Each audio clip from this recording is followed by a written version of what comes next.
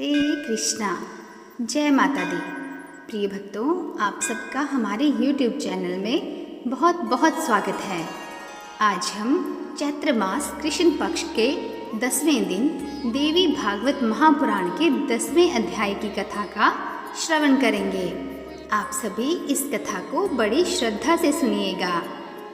इस अध्याय में सती के यज्ञ कुंड में प्रवेश का समाचार सुनकर भगवान शंकर का शोक से विहल होना, उनके तृतीय नेत्र की अग्नि से वीरभद्र का प्राकट्य, वीरभद्र द्वारा दक्ष का यज्ञ विध्वंस कर उनका सिर काटना, ब्रह्मा जी का भगवान शंकर से यज्ञ पूर्ण करने की प्रार्थना करना, भगवान शंकर की कृपा से दक्ष का जीवित होना इत्यादि बातों का वर्णन है।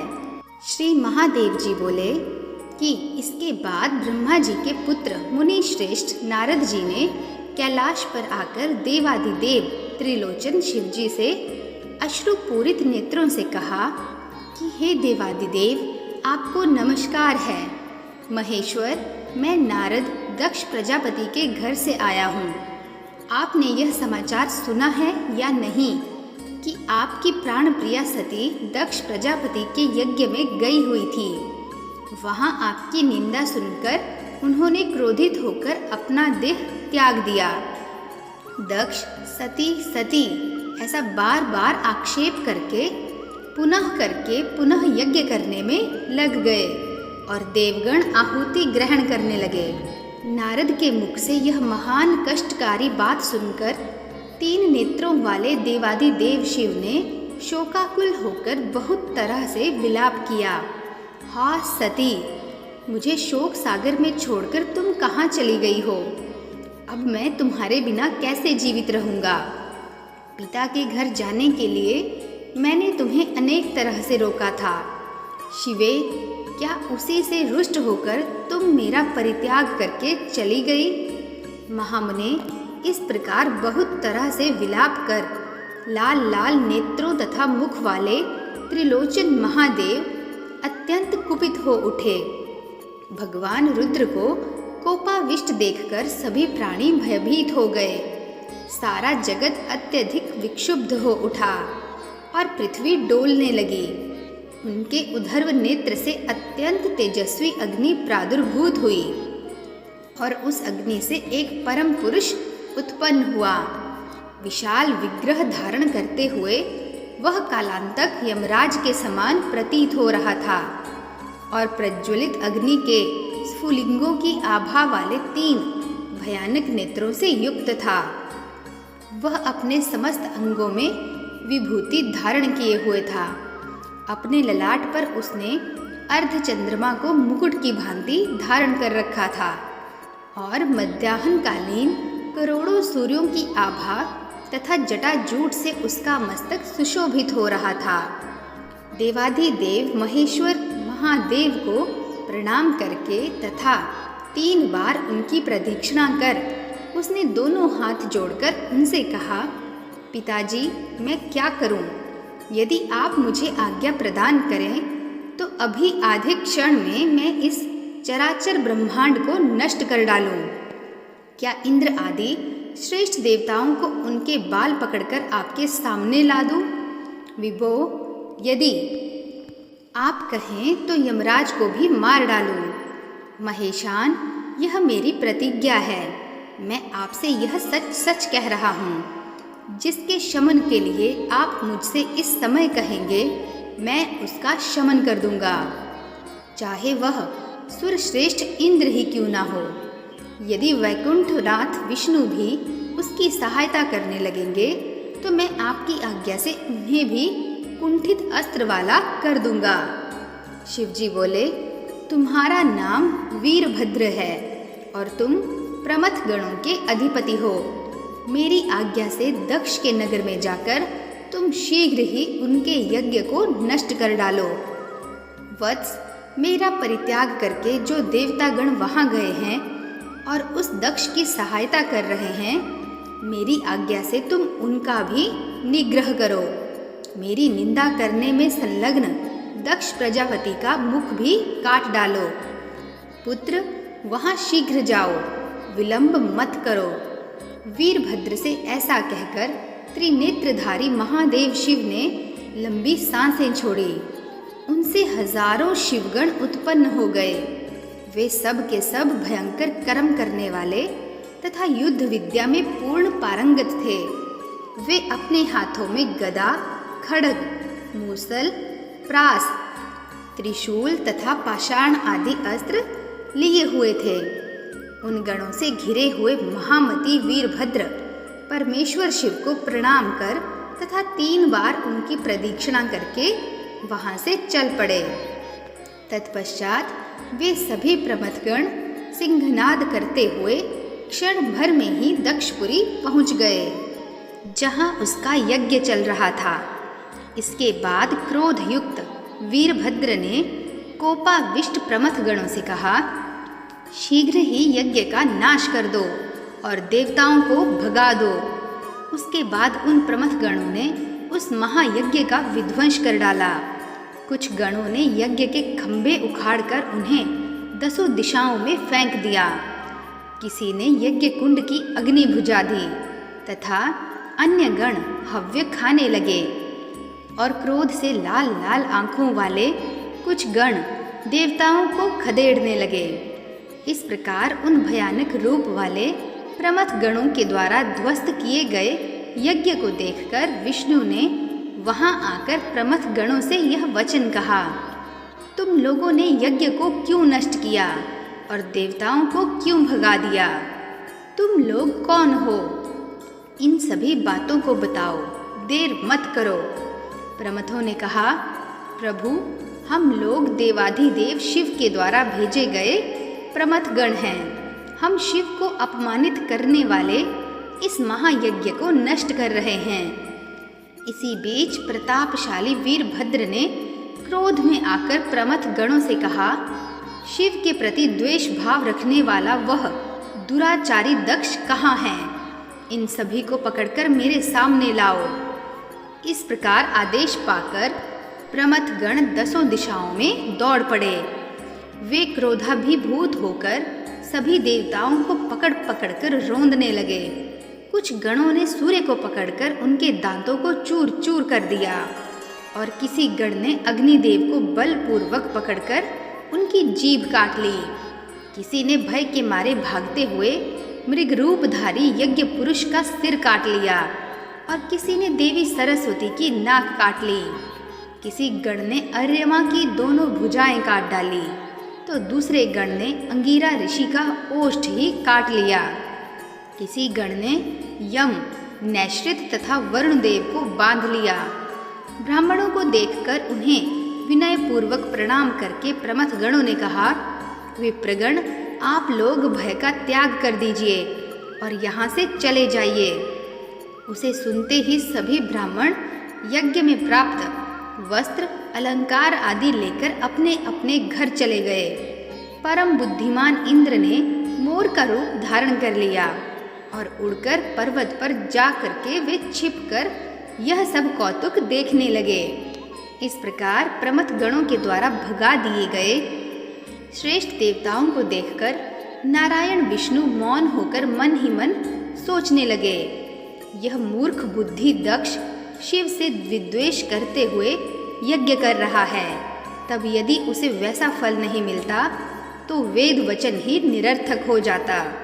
शिव के प्रति दक्ष का विद्वेष होने से निसंदेह मेरे प्रति भी उसका द्वेष भाव ही हुआ, क्योंकि मैं ही शिव हूँ और शिव ही विष्णु हैं। इस प्रकार हम दोनों में कोई भेद नहीं है। मैं दक्ष के द्वारा इस विष्णु रूप से विशेष रूप से प्रार्थित हुआ और महादेव के रूप में निंदित भी मैं ही हुआ हूँ। इसका भी 2 प्रकार का भाव है। यह कर्म तथा मन से 2 तरह का भाव रखता है। अतः मैं भी अब वही करूँगा। मैं विष्णु रूप से रक्षक और शिव रूप से संहारक बनूंगा। इस प्रकार स्नेह मिश्रित युद्ध करके और फिर उसमें पराजित होकर स्वयं रुद्र रूप से उस दक्ष का शमन भी मैं करूँगा, इसमें संदेह नहीं है। इसके बाद मैं देवताओं को साथ लेकर यज्ञ पूर्ण करूँगा। यही विष्णु की आराधना का फल कहा गया है। इस प्रकार मन में निश्चय करके शंख, चक्र तथा गदा धारण करने वाले भगवान विष्णु ने प्रमथ गणों को रोक दिया और वे सिंहनाद करने लगे। इसके बाद वीरभद्र ने क्रोधित होकर सनातन विष्णु से कहा, विष्णु, आप ही यज्ञपति हैं। ऐसी श्रुतियाँ कहती हैं, इस महायज्ञ में शिव की निंदा करने वाला वह दुराचारी दक्ष कहाँ है? उसे आप स्वयं लाकर मेरे हवाले कर दीजिए, नहीं तो आप मेरे साथ युद्ध कीजिए। प्रायः विशिष्ट शिव भक्तों में आप अग्रणी हैं और आप ही शिव के प्रति द्वेष भाव रखने वालों के हित के लिए तत्पर भी दिखाई दे रहे हैं। तत्पश्चात विष्णु ने मुस्कुराकर कहा, मैं तुम्हारे साथ युद्ध करूंगा। मुझे युद्ध में पराजित कर दक्ष को ले जाओ, मैं भी तुम्हारा पराक्रम देखता हूँ। इतना कहकर विष्णु ने धनुष उठाया और चारों ओर बाणों का जाल सा फैला दिया। उन बाणों से क्षण भर में ही प्रमथ गणों के सभी अंग क्षत विक्षत हो गए। सैकड़ों गण रक्त का वमन करने लगे और हजारों बेहोश हो गए। इसके बाद उस वीरभद्र ने भी विष्णु को लक्ष्य करके गदा चलाई। उनके शरीर का स्पर्श करते ही उस गदा के सैकड़ों खंड हो गए। तब विष्णु ने भी रोष में आकर वीरभद्र की ओर गदा चलाई। महामुने, वह गदा भी उसके पास आते ही उसी तरह से 100 टुकड़ों में हो गई। तदनंतर क्रोध से दीप्त नेत्रों वाले अनंत आत्मा विष्णु ने क्षण भर में ही लौहमयी एक दूसरी गदा उठा ली। तत्पश्चात खटवांग लेकर वीरभद्र ने उन गदाधर विष्णु के बाहुदंड पर प्रहार करके उनकी गदा भूमि पर गिरा दी। इससे अत्यंत कुपित विष्णु ने अपने तेज से प्रज्वलित महाभयंकर सुदर्शन चक्र को उस वीरभद्र के ऊपर चला दिया। मुने, उसे देखकर वीरभद्र ने भी मन में भगवान शिव का स्मरण किया। उससे वीरभद्र के कंठ तक पहुंचा हुआ वह चक्र माला की भांति सुशोभित होने लगा। तत्पश्चात युद्ध में भगवान विष्णु ने क्रुद्ध होकर सैकड़ों सूर्यों की भांति कांति वाला खड्ग ले लिया और वे वीरभद्र को मारने के लिए दौड़े। तब विशाल भुजाओं वाले प्रतापी वीरभद्र ने उसी क्षण अपने हुंकार मात्र से खड्ग तथा उन विष्णु दोनों को स्तंभित कर दिया। उसके बाद क्रोधोन्मत्त वह वीरभद्र संतभित हुए उन विष्णु को मारने के लिए शूल तथा मुदंग उठाकर उनकी ओर झपटा। उसी बीच यह आकाशवाणी हुई, वीरभद्र, रुक जाओ। युद्ध में इस तरह से क्रोध को प्राप्त होकर क्या तुम अपने को भूल गए हो? जो विष्णु हैं वे ही महादेव हैं और जो शिव हैं वे ही स्वयं विष्णु हैं। इन दोनों में कभी कहीं कोई भी अंतर नहीं है। यह सुनकर महामती वीरभद्र ने शिव स्वरूप विष्णु को नमस्कार कर दक्ष के केश पकड़कर यह वचन कहा, प्रजापते, तुमने जिस मुख से परम पुरुष देवेश्वर शिव की निंदा की है, अब मैं उसी मुख पर प्रहार करता हूँ।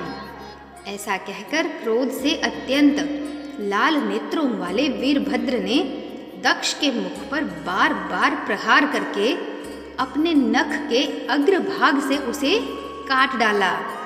साथ ही जो लोग महादेव जी की निंदा सुनकर हर्षित हुए थे, प्रमथाधिपति वीरभद्र ने उनकी भी जीभ तथा कान काट डाले। इस प्रकार यज्ञ के विनष्ट हो जाने पर ब्रह्मा जी कैलाश पर्वत पर गए और भगवान शिव को प्रणाम करके यज्ञ विधान के लोप की बात कहने लगे।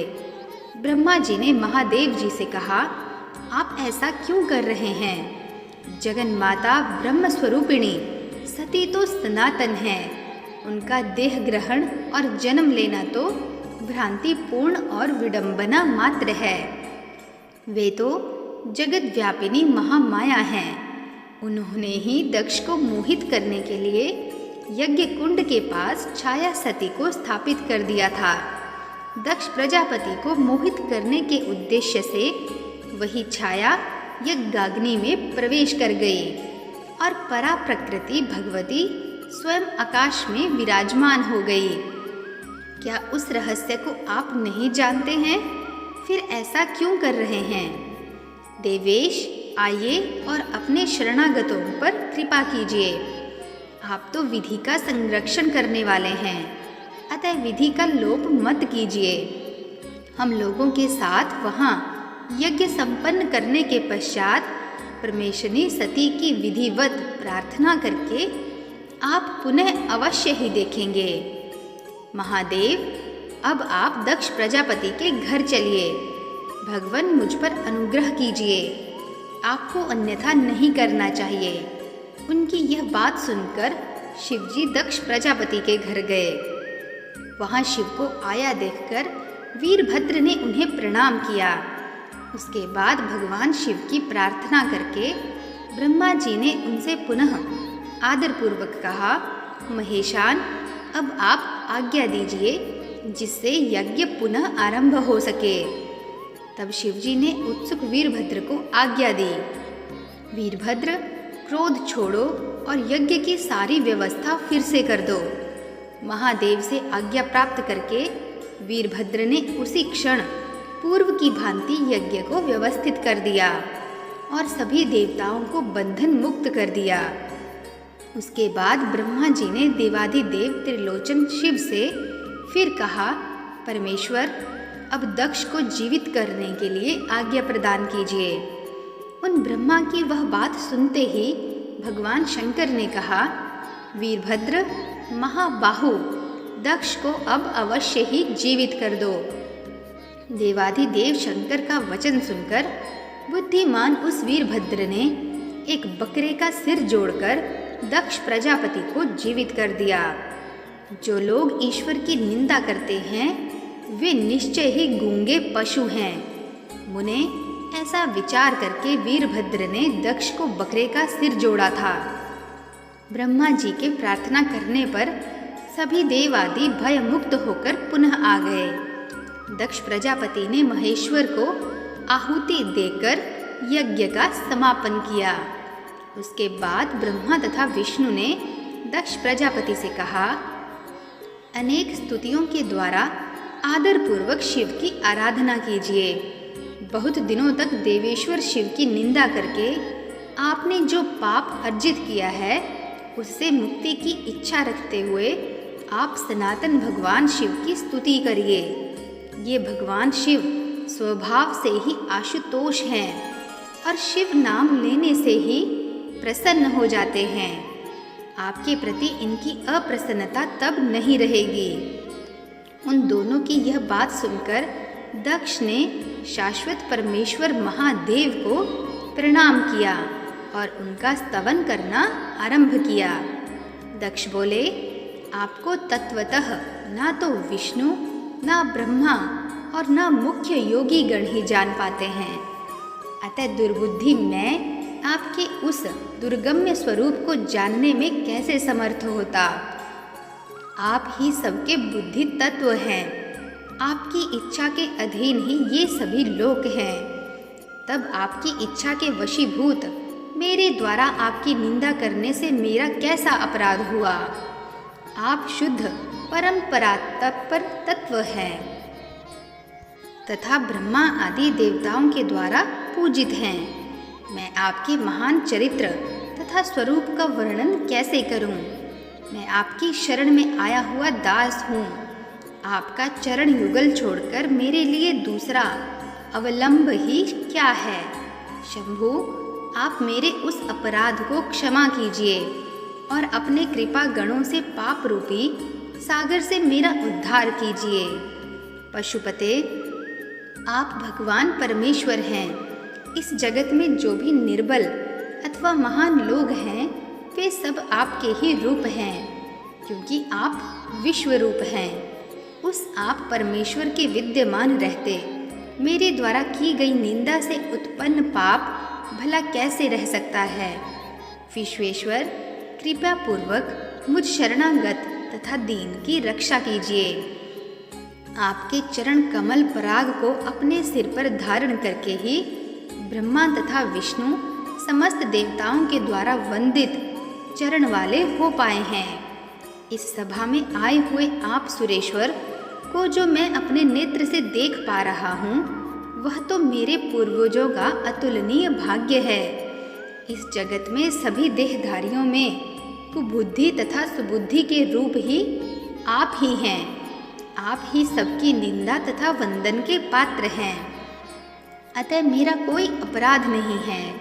दक्ष के इस प्रकार प्रार्थना करने पर आशुतोष दया सिंधु भगवान शिव ने अपने दोनों हाथों से उन्हें खींचकर उठा लिया। शिव के अंग के स्पर्श मात्र से ही दक्ष प्रजापति कृत्य हो गए और अपने को जीवन मुक्त के समान तथा महान भाग्यशाली समझने लगे। मन, वाणी तथा शरीर से परम भक्ति से संपन्न होकर दक्ष प्रजापति ने अनेक विध उपहारों द्वारा शंकर का अद्भुत सत्कार किया।